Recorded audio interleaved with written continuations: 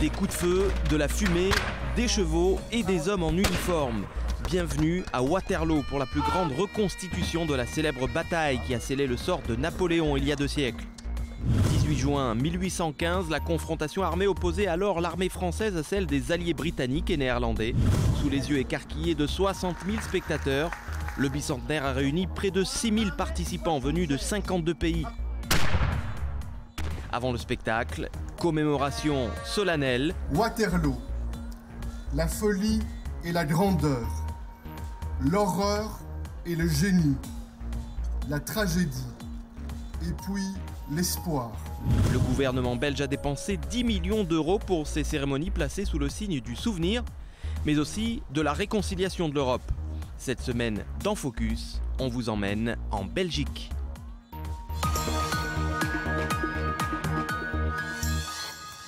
Bonsoir, bienvenue, merci de votre fidélité. C'est sans doute la plus célèbre défaite de Napoléon, la bataille de Waterloo. Et pour célébrer son bicentenaire, il aura fallu pas moins de 6000 figurants, 300 chevaux et une bonne centaine de canons pour reconstituer les combats. Et puis, pour Ron Van Dijk, eh bien, cette bataille de Waterloo, c'est une véritable passion. Il est avec nous ce soir, entre 2 coups de feu, il a accepté de nous consacrer quelques minutes. Bonsoir Ron Van Dijk, merci d'être avec nous. Oui, c'est de rien. Alors Ron Van Dijk, cette reconstitution, c'est une sacrée production. Il faut vraiment avoir l'amour du détail. Oui, naturellement, l'authenticité est le plus important pour reconstitueur. Mais en effet, la base de notre hobby, parce que c'est un hobby, une passion, ce sont les associations. Donc, tous les participants sont membres d'une association napoléonienne. Et ce sont les présidents qui seront contactés en demandant de participer dans un truc, dans un événement napoléonien. Alors vous ne contentez pas d'organiser cet événement, vous êtes également acteur, on le voit sur ces images. Quel est votre rôle exactement dans cette grande mise en scène ? Ici à Wavre et à Waterloo, je joue le rôle de Major van Gorkum. C'est un officier d'état-major du prince d'Orange qui était blessé à Waterloo. Donc pour moi, c'est un grand honneur de jouer un officier d'état-major. Et mon job est d'organiser les troupes, de leur préparer pour la guerre. Est-ce que c'est pas dangereux? Parce qu'on voit de la fumée sur ces images, on entend des coups de feu. C'est pas dangereux? Oui, évidemment, nous n'utilisons pas des vraies balles, la vraie munition, naturellement. Nous utiliserons seulement la poudre noire, mais quand même, il y a des risques. Donc, c'est pour ça que nous avons une éducation de moins d'1 année pour utiliser les fusils, les canons très, très prudents. En un mot, Ron Van Dijk, pour finir, qu'est-ce qu'il faut retenir, selon vous, de la bataille de Waterloo? Donc, il ne faut pas oublier que la bataille de Waterloo et la campagne en Belgique de 1815 étaient vraiment importantes pour toute l'Europe. La carte, les pays que nous connaissons maintenant se sont formés en 1815 après la bataille de Waterloo. Donc la bataille de Waterloo est une des plus importantes batailles au monde. Ron Van Dijk, organisateur et acteur de la reconstitution de la bataille de Waterloo. Merci d'avoir été avec nous. Oui, ok, merci. Au revoir. Depuis 2014, c'est une coalition dite suédoise qui gouverne la Belgique. Le jaune du parti flamand N-VA, le bleu pour les libéraux et la croix pour les chrétiens démocrates. Une formule inédite au plat pays où, il faut bien le dire, le modèle fédéral est de plus en plus décrié. Et l'un de ses détracteurs, c'est le parti flamand N-VA justement. L'un de ses membres est avec nous ce soir pour nous en parler. Il s'agit d'Hendrik Wuyp. Bonsoir. Vous êtes président du groupe parlementaire de l'Alliance néo-flamande. Merci d'être avec nous. Bonsoir. Alors la composition du gouvernement Michel est plutôt inédite. 3 partis néerlandophones, un seul parti francophone. C'est également le gouvernement le plus à droite depuis 1987. C'est pas difficile de gouverner avec une coalition aussi hétérogène? Ben oui, savez-vous, en Belgique, il y a toujours un gouvernement semblable. Il y a des néerlandophones, il y a des francophones. Les néerlandophones votent plutôt à droite, les francophones votent plutôt à gauche. Donc, au moment où il y a la formation d'un gouvernement, soit il y aura un gouvernement de gauche, comme c'était le cas avec le précédent gouvernement Di Rupo, où alors il y a une minorité de néerlandophones qui sont représentés, soit il y a un gouvernement de droite, comme maintenant le gouvernement Michel, qui n'est pas un gouvernement kamikaze, mais qu'on appelle en Belgique le gouvernement suédois, et où il y a une minorité de francophones qui sont représentés. C'est un peu ça le problème de la Belgique, c'est qu'il est très difficile de respecter les deux démocraties. Au niveau fédéral, il y a toujours une seule des deux démocraties qui est respectée. Alors votre parti, le NVA, est pour l'indépendance de la Flandre. Est-ce que ça veut dire que vous êtes pour le démantèlement de la Belgique ? Mais la NVA est en faveur d'une évolution, donc pas d'une révolution. Donc notre modèle, en fait, c'est plutôt un modèle confédéral. Et un modèle confédéral, ça veut dire qu'on donne beaucoup d'autonomie, aussi bien en ce qui concerne les compétences qu'en matière financière, qu'on donne une autonomie très grande, presque totale aux entités fédérées. Donc nous estimons que tout le monde a droit à mener sa propre politique. Dès le moment où les francophones votent plutôt à gauche, nous estimons qu'ils ont droit à obtenir un gouvernement de gauche. Mais les néerlandophones qui votent plutôt à droite ont également droit à obtenir un gouvernement de droite. Et nous trouvons que chacun n'a qu'à subir ou n'a qu'à assumer plutôt les conséquences de sa propre politique ou du choix de l'électeur. Alors précisément, parmi les questions qui divisent, il y a évidemment le sujet de l'immigration. Quelle est la position de votre parti sur ce thème ? Ça, c'est une question particulièrement délicate, bien évidemment. Donc, en matière de demandeurs d'asile, nous respectons, il va de soi, toutes les conventions internationales. En ce qui concerne l'immigration, là, nous avons un point de vue assez strict. Nous acceptons certainement des personnes qui sont prêtes à s'intégrer, qui sont prêtes, mais nous estimons, par exemple, que l'emploi de la langue néerlandophone est un point assez important. Oui, d'ailleurs, vous avez alerté, je crois, le gouvernement sur l'augmentation des demandes d'asile. Ce que j'ai dit tout simplement, c'est que nous constatons que le contexte international fait qu'il y a beaucoup plus de demandes d'asile. Il y avait environ 50% de plus de demandes au mois de mai, il y avait 50% de plus de demandes maintenant au mois de juin. Et nous estimons que là, il s'agit d'une responsabilité du gouvernement entier de faire que nous pouvons de manière humaine ici accueillir ces personnes et que nous pouvons également traiter ces dossiers en respectant bien évidemment tous les droits concernés, mais de traiter ces dossiers dans un délai raisonnable. Donc c'est pour nous un point assez important, mais comme je l'ai dit, c'est une responsabilité du gouvernement tout entier. Je voudrais revenir pour finir sur cette tentation du séparatisme. On le voit de plus en plus évoluer en Europe, au Royaume-Uni, en Espagne ou encore en Italie. Pour vous, pour l'Europe, le régionalisme, c'est plutôt une chance ?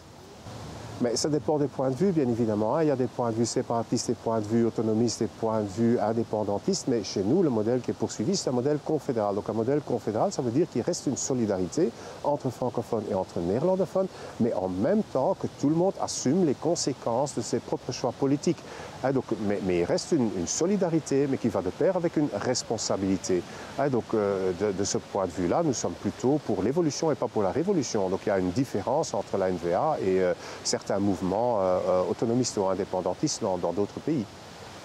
Hendrik Voig, je rappelle que vous êtes président du groupe parlementaire de la NVA au Parlement. Merci. Merci beaucoup.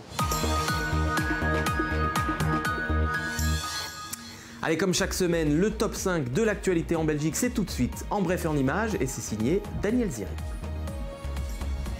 Un autocar transportant 34 enfants britanniques en voyage scolaire s'est renversé après avoir heurté un pilier de pont sur une autoroute en Belgique. Le chauffeur du véhicule a été tué dans l'accident. Plusieurs enfants et 3 adultes ont été hospitalisés.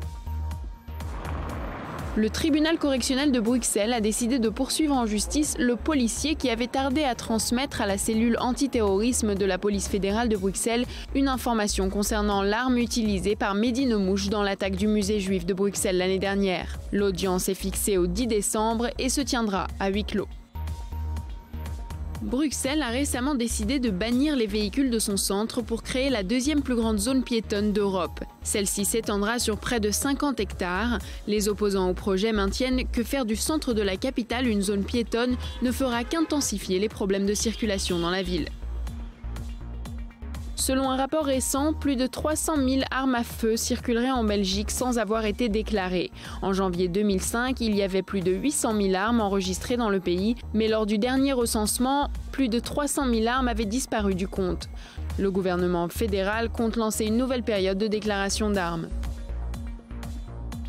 Une illustration à l'encre de Chine du personnage de Tintin a été vendue la semaine dernière à Bruxelles pour la somme de 379 502 €.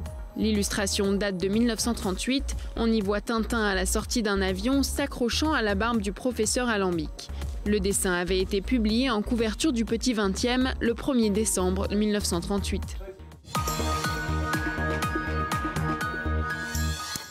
Saviez-vous que la Belgique était l'un des 3 pays au monde à avoir légalisé l'euthanasie? C'était en 2002, mais la loi fait débat, notamment quand son champ d'application est étendu aux enfants ou personnes souffrant de problèmes psychiques. Pour en parler, on va rejoindre maître Jacqueline Hermans. Elle est avocate et directrice de l'association pour le droit de mourir dans la dignité. Bonsoir Jacqueline Hermans, merci d'être avec nous. C'est moi qui vous remercie. Alors Jacqueline Hermans, que dit précisément la loi belge sur l'euthanasie? Il faut rappeler les 3 conditions principales. La première des premières conditions, il faut une demande du patient et de personne d'autre. Une demande qui doit être volontaire, réitérée, réfléchie, sans pression extérieure. Il faut également que ce patient présente des souffrances physiques ou psychiques inapaisables. Mais, j'insiste, ces souffrances doivent être causées par une affection médicale grave et incurable. Il faut ce lien avec la souffrance. Alors justement, un cas fait débat en ce moment en Belgique, c'est celui de Laura, elle a 24 ans, elle est en bon état de santé physique, mais la Belgique vient de lui donner le droit de mourir en raison de ses souffrances psychiques. Est-ce qu'on n'est pas finalement dans une forme de dérive là ? Ce que je veux dire, je ne connais pas tous les éléments du dossier médical de Laura. Ce que j'en sais, c'est qu'elle a fait cette demande il y a quelques 18 mois, que depuis lors, elle est suivie non seulement par ses médecins traitants, mais également elle est suivie par le médecin traitant qui a reçu la demande d'euthanasie, qu'il y a eu un autre médecin qui s'est prononcé sur le caractère grave et incurable de sa maladie. Ce n'est pas une dépression réactive, à la suite, par exemple, de la perte d'un être cher ou d'un chagrin d'amour. Non, c'est vraiment une dépression profonde, c'est quelque chose avec laquelle Laura vit depuis sa tendre enfance. Elle est en dépression profonde sans, je dirais, que l'on puisse lui proposer des traitements, que ce soit par exemple des traitements médicamenteux ou d'autres traitements, voire des soins palliatifs. Tout a été essayé d'après ce que j'ai compris. Parlons à présent des mineurs, si vous le voulez bien. Depuis l'année dernière, la loi autorise les enfants à la demande d'euthanasie. Non, la requête, la demande doit toujours venir de l'enfant. On a gardé la philosophie de la loi, donc il faut que ce soit un enfant en capacité de discernement qui formule cette demande. Ses parents doivent marquer leur accord. Ce que je pourrais vous dire, c'est que cette loi a été votée l'année passée et qu'à ce jour, nous n'avons pas reçu de déclaration. Je ne dis pas qu'il n'y a pas eu de demande d'euthanasie. Et c'est ça qui est très important à souligner, c'est que lorsqu'il y a une demande d'euthanasie, on ne se précipite pas automatiquement pour dire « voilà, prenons notre agenda, ça sera tel jour ». Bien au contraire. Maître Jacqueline Hermans, merci pour toutes ces explications.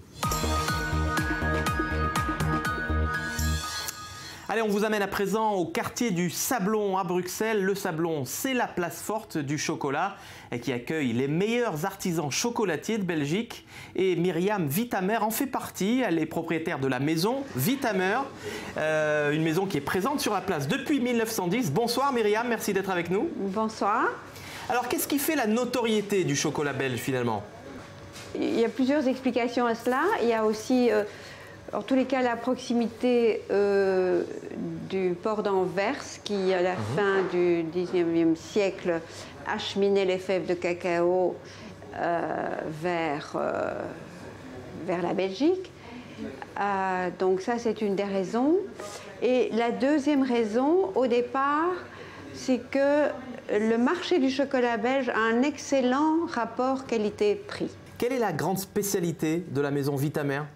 En chocolat, alors nous avons le pavé de Bruxelles, qui est donc un bonbon de chocolat à base de praliné et de brésilienne, donc légèrement croquant, et qui existe en deux versions. Une version chocolatée noire et une version au lait.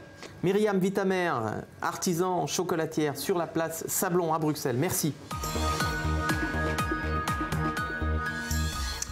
Voilà, c'est fini. On se quitte avec ces images de véritables frites belges. Quant à moi, je vous retrouve la semaine prochaine pour une nouvelle édition de Focus. Même jour, même heure.